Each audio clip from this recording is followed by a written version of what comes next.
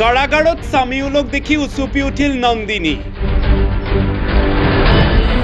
কাৰাবন্দী নন্দিনীক দুটাকৈ কাণতলীয়া চৰ সোধালে সামিউলে। প্ৰথম দিনাই কাৰাগাৰতে সামিউলক দেখিলে নায়িকা নন্দিনীয়ে। এয়া 25 জুলাইৰ দৃশ্য।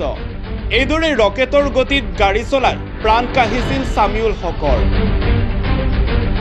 ঘৰৰ একমাত্ৰ উপাৰ্জনকাৰী সামিউল হকক হত্যা কৰি ৰঙা ঘৰৰ আলহী হ'বলগীয়া হৈছে এগৰাকী অভিনেত্ৰী নন্দিনী কাশ্যপ।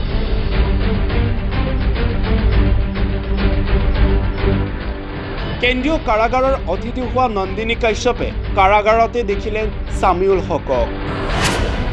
কেন্দ্ৰীয় কাৰাগাৰতে প্ৰথম নিশাই সামিউলক সপোনত দেখিলে নন্দিনীয়ে। সপোনত সামিউলক দেখি উচুপি উঠিল নন্দিনী। হঠাৎ লাগিল হাহাকাৰ। সপোনে দি থকি সামিউলে লগ এৰা নাই নায়িকা নন্দিনী। কেন্দ্ৰীয় কাৰাগাৰৰ প্ৰথমটো নিশা নন্দিনীয়ে কটালে দুখেৰে।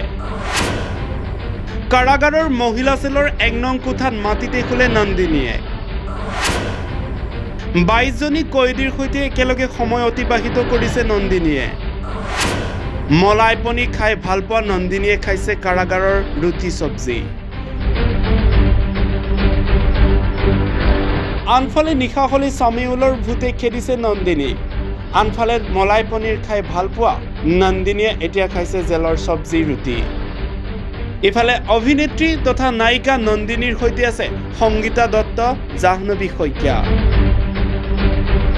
এক বিশেষ সূত্ৰ অনুসৰি নিশা হঠাৎ টোপনি আহিছিল নন্দিনীৰ। তেনেতে সপোনতে দেখিলে সামিউল হকক। সামিউল হকে সুধিছিলে কিয় এনেকুৱা কৰিলা।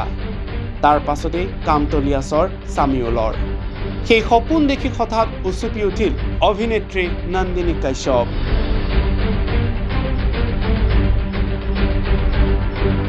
পিছে এয়া কিমান দূৰ সত্য নিশ্চিত নহয় আমিও।